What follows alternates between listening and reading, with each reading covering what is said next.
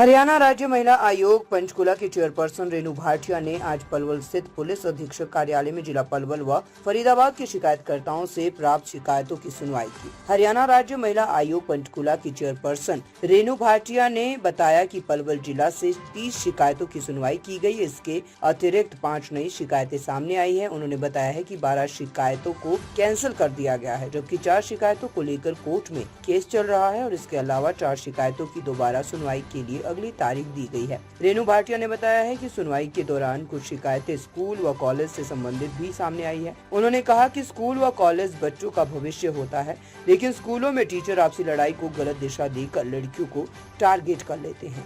ये एक शर्मनाक घटना है। इस संदर्भ में प्रदेश के शिक्षा मंत्री से भी बातचीत करेगी, जहां पर इस तरह के केस उजागर हो। ऐसे टीचरों के खिलाफ विभागीय कार्रवाई अमल में लाई जाए। जिला शिक्षा अधिकारी एवं खंड शिक्षा अधिकारियों को उक्त मामले में ढिलाई बरतने पर भी कार्रवाई की जाए। उन्होंने बताया है कि बैठक में घरेलू हिंसा से संबंधित मामले, एक्स्ट्रा मैरिटल अफेयर मामले की सुनवाई की गई है। उन्होंने कहा है कि आयोग के पास आने वाली शिकायतों में 60% केस लिव इन रिलेशनशिप से संबंधित है। लिव इन रिलेशनशिप में रहने से एक साथ 2 परिवार बर्बाद होते हैं। उन्होंने कहा है कि लिव इन रिलेशनशिप एक्ट में बदलाव करने की जरूरत है। कंप्लेंट थी और किस तरह की कंप्लेंट आई ज़्यादातर?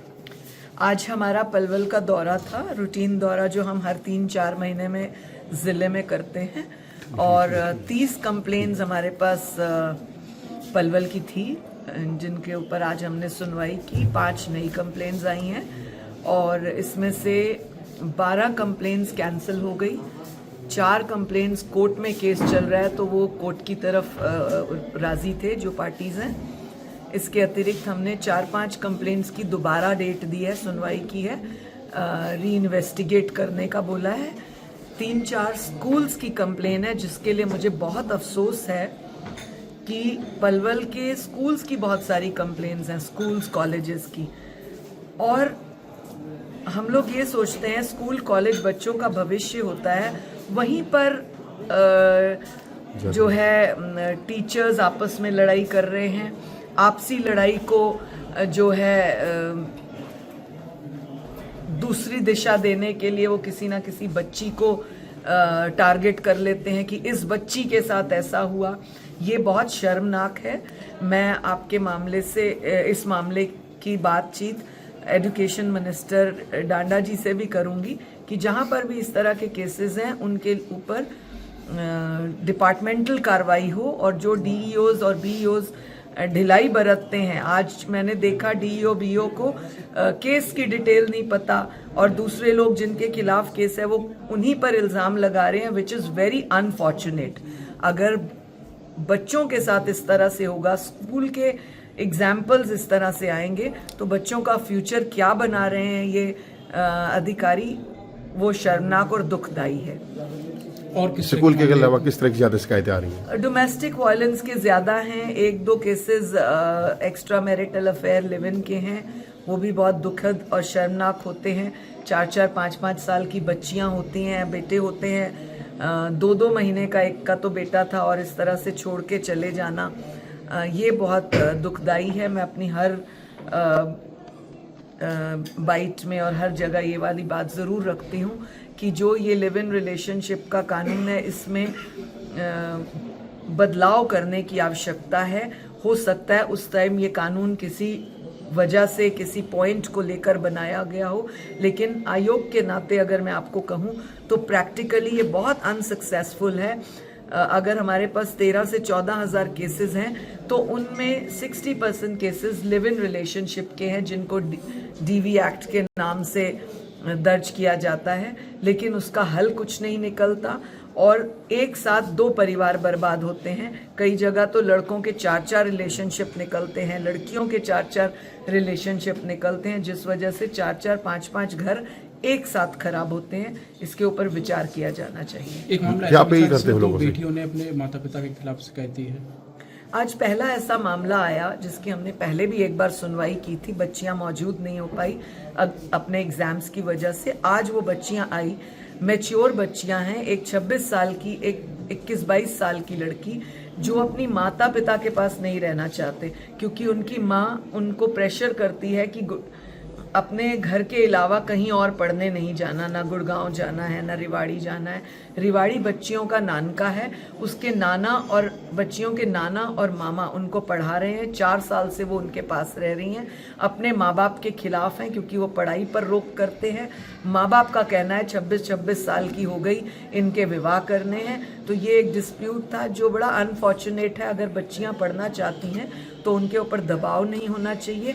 वैसे भी 18 साल से बड़ी हैं वो बच्चियां, अपनी लाइफ का डिसीजन खुद ले सकती है। लेकिन पेरेंट्स ने भी तो उनकी भलाई को देखते हुए आगे पढ़ने के लिए मौके दिए। पेरेंट्स ने मौके नहीं दिए, उनको छूट नहीं दी। बच्चियों ने नाना नानी के पास रहकर अपनी पढ़ाई कंटिन्यू रखी। पेरेंट्स का कहना है आज भी हम उनको वापस बुलाकर गुड़गांव नहीं जाने देना चाहते एक्स्ट्रा क्लासेस के लिए, या हॉस्टल में या पीजी में नहीं रखना चाहते। जब बच्चियां बाहर पढ़ने जाती हैं तो हॉस्टल पीजीज में रहना पड़ता है, बशर्ते माता पिता और नाना नानी दोनों को पता हो कि वो क्या पढ़ाई कर रहे हैं और कहाँ हैं। हमने बच्चियों से लिख कर लिया है कि 1-1.5 साल जो उनकी पढ़ाई का रहता है वो लिख कर दे कि क्या वो अपने नाना और मामा के साथ सेफ हैं। यदि हैं तो वो वहाँ रह सकते हैं, और उसके पढ़ाई के बाद वो अपने माता पिता जहाँ उनका विवाह करना चाहें वो कर सकते हैं। एक मामले में एक हस्बैंड को प्रमोद नाम के एक लड़के को, जेठ को हमने दिए हैं, जिसमें उसने अपनी भाभी के साथ, और वो भाभी उसकी भाई की सेकंड वाइफ है, जिसकी एक बेटी है 15-16 साल की, जिसके साथ भी वो गलत व्यवहार कर रहा है।